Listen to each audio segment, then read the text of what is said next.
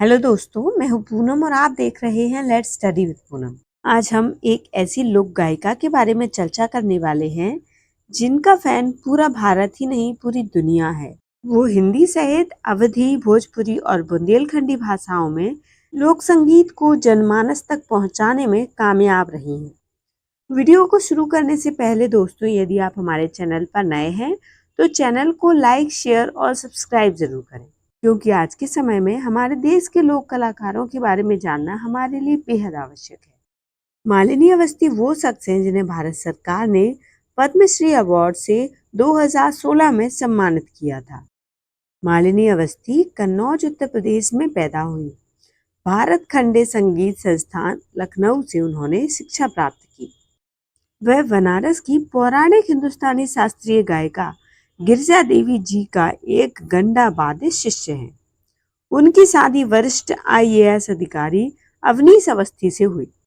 मालिनी अवस्थी को आमतौर पर भारत की लोक रानी के रूप में जाना जाता है। शास्त्रीय रूप से शिक्षित होने के बावजूद वह हिंदुस्तानी संगीत के विभिन्न रूपों जैसे विंटेज, दादरा, ठुमरी, कजरी, चैती आदि में समान रूप से निपुण है। संगीत के बारे में उनका ज्ञान गजलों और सूफियाना कलामों की उनकी प्रस्तुति में भी झलकता है। पद्म विभूषण विदुषी गिरिजा देवी की गंडा वाद्य शिष्या है। वह बनारस घराने की चौमुखी गायन की पारखी है। वह अवधी, भोजपुरी, बुंदेली, ब्रज जैसी कई बोलियों और भाषाओं में समान रूप से अधिकार रखती हैं। देश के संगीत के लिए उनकी दशकों लंबी सेवा को स्वीकार करते हुए भारत सरकार ने उन्हें 2016 में पद्मश्री का नागरिक सम्मान प्रदान किया। मालिनी अवस्थी का जन्म उत्तर प्रदेश के कन्नौज यानी कि इत्र नगरी में एक डॉक्टर परिवार में हुआ। वे अपने 3 बच्चों में सबसे छोटी थी।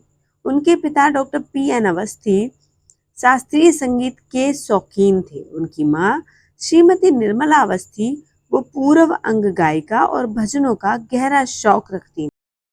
यही मिश्रण आज गायिका की मधुर गायकी में झलकता है। उनकी मधुरभाषी माँ के आग्रह पर उन्हें 5 साल की छोटी सी उम्र में ही संगीत की दीक्षा दे दी गई थी। ना तो उनके परिवार को और ना ही उन्हें इस बात का अंदाजा था कि यह दीक्षा अंततः भारत के सांस्कृतिक परिदृश्य में लोक संगीत के एक महत्वपूर्ण पहलू को जोड़ देगी। पहले की तस्वीर तब और भी बेहतर हो गई जब उन्होंने प्रयाग संगीत समिति की परीक्षाएं उम्मीद से कई साल पहले ही पास कर ली। मालिनी अवस्थी ने बहुत कम उम्र में आकाशवाणी यानी रेडियो प्रसारण के लिए कलाकार के रूप में शुरुआत की और विभिन्न आयु वर्गों और क्षमताओं में इन्होंने महत्वपूर्ण योगदान दिए। वह ऑल इंडिया रेडियो की एक उच्च श्रेणी की कलाकार है। दूरदर्शन और लखनऊ की A ग्रेड कलाकार है। आम धारणा के विपरीत यह मान्यता गजलों के लिए है, लोकगीतों के लिए नहीं। वह ICCR द्वारा अनुमोदित कलाकार थी और शादी के पहले वो एक प्रदर्शनकारी कलाकार भी थी। जब उन्होंने अपनी गुरु ठुमरी सम्राज्ञी गिरिजा देवी से प्रशिक्षण लेना शुरू किया, तब तक वह एक लोकप्रिय कलाकार बन चुकी थी।